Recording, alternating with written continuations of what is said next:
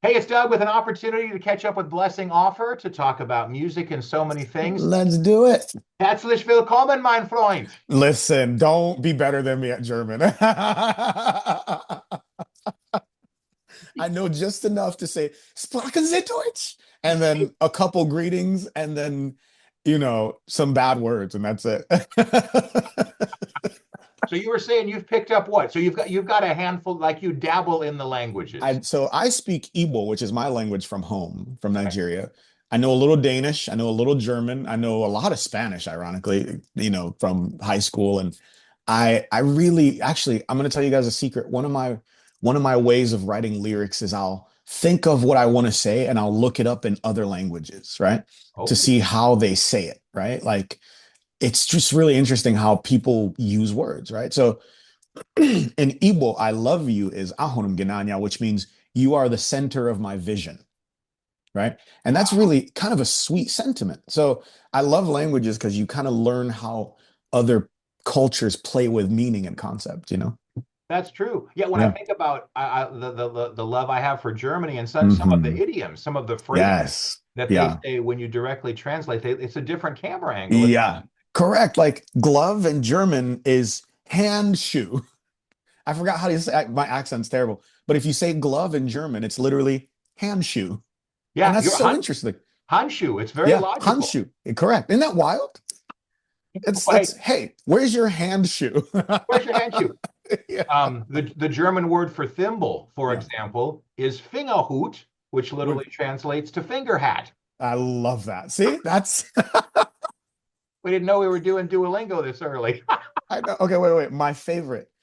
When there's this very, French is like a really, rich language, and they say je ne sais quoi, right? Which literally means I don't know what, right? So, Yeah, he's got a special je ne sais quoi. You're literally just saying he's got a special, I don't know what, I don't you know know? why. Isn't that awesome? That's awesome. That's That's your awesome. language lesson for the day, kids. Well, hey, we knew this was going to be educational and exciting because we're looking forward to Night Vision coming June 6th and 7th, the festival that rocks the Rockies. You'll be on Do stage it. there Friday. Blessing, what can people expect at the show? Lots of fun, full band, new music, and a lot of me for better and for worse. I think more for better, honestly, but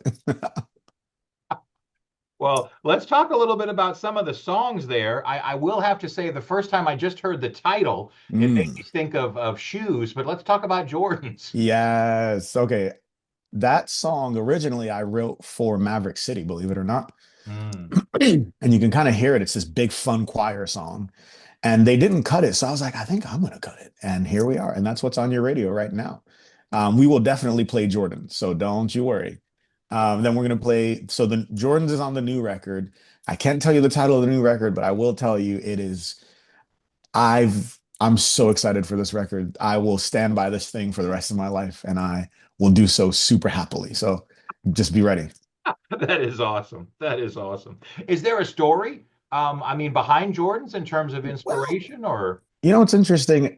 If you if you look at the lyrics, there's a lot of Old Testament imagery. I kind of combine the Red Sea with the Jordan. There's two different river crossings in the Old Testament.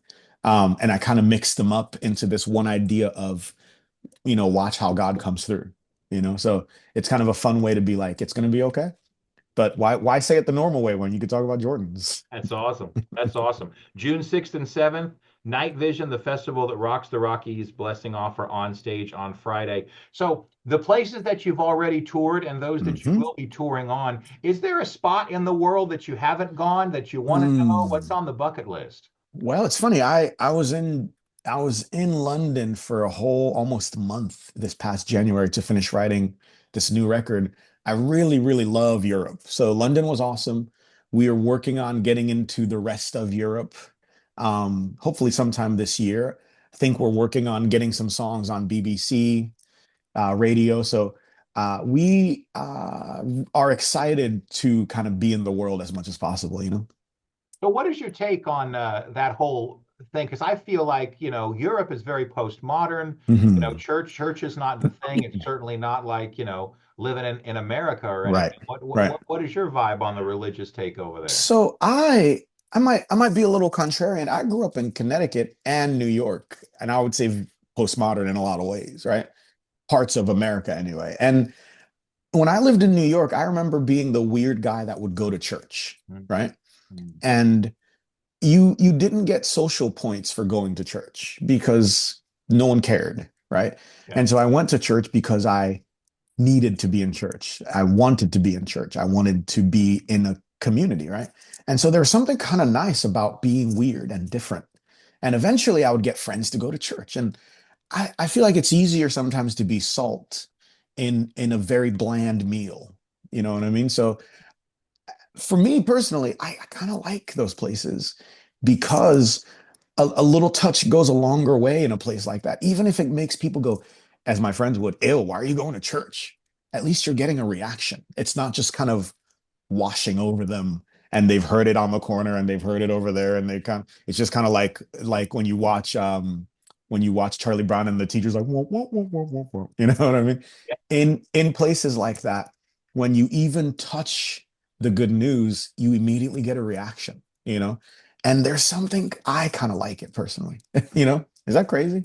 No, I think you're making me think, I guess, the idea of connecting through Nashville where the music is made and everything Hmm. and the buckle of the Bible Belt, you get Hmm. into Oh some yeah. sort of a mindset. But then, yeah, it's weird in a unique sort of way. I guess Yeah. maybe even a hunger because it's not an oversaturation. Correct. And I think that's where you see it the most is places where there is a hunger.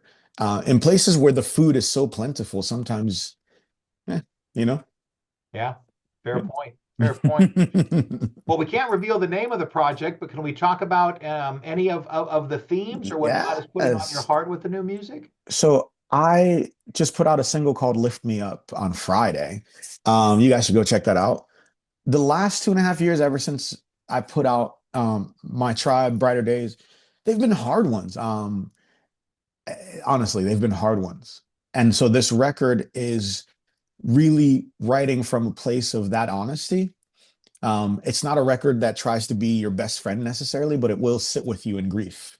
And then even in sitting with you in grief, it'll laugh with you and it'll cry with you and it'll kind of remind you it's going to be okay in a way that still respects the grief. And it was just as honest as I've ever been on record. So I'm really excited for it.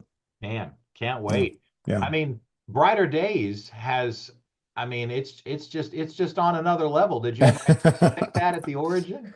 I didn't. I really didn't. I wish I could say I was that forward thinking to be like, this song's gonna be huge, but I'm glad it was.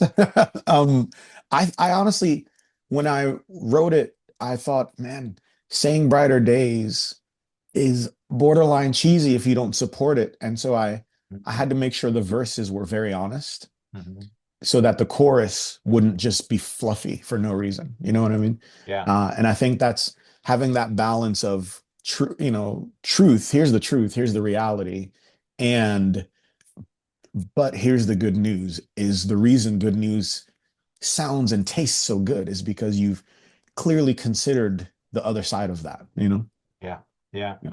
I'm always curious to talk to artists, especially those that might be watching and listening that want to get into music themselves as far as different paths or trajectories. I think Hmm. it's easier right now in some sense because you Yeah. don't necessarily need a label, the social Right. platforms. Um, Right. but I would be remiss if I didn't at least touch on your experience in The Voice. Yeah. You Yeah. Yeah. think Yeah. that helped? It's funny. There was a time, I think, in the early zeros where being on American Idol launched you into something. Yeah. And I think those shows are so saturated now. And even I did The Voice probably 8 years ago. And I think what it did was get me a couple extra meetings and it got me some name recognition. You Hmm. know what I mean? And I think sometimes we want like the quick fix. And a lot of people I know, they'll be like, well, I want to go on that show. And I'm like, okay, that's not a bad idea, but that show will last 2 months. Maybe you'll win. But then what? Then you'll just be another winner of another show. Then what? Right. So you really have to have a plan for why you're going on that show and what you're going to do afterward, because there will be an afterward. You know what I mean? Hmm. And I think a lot of people think that shows like that are the ticket when it's just another tool, So you just have to know how to use your tools. So what's your encouragement for someone that's listening and going, man, I want to get my music out. God's put it on Yeah. my heart. What's the advice? I'm going to say something that will shock a lot of people. Um, it's the business of music. Do you know what I mean? Hmm. Like it is that. It is the business of music. I know that we deal with Christian music, but at the end of the day, someone's counting numbers. Yeah. You know what I mean? Yeah. And it not to de-romanticize what I do, because I love what I do, but and like you got to make sure you're good at what you do. It's got to move people. It's got to have a thing. It's got to compete in the market because it is a business. You know what I mean? And so, as romantic of a notion as it is to say, God, I get so many messages where people go, God really put this song on my heart, and I just think it needs to be in the world. And I'm just like, this is a bad song.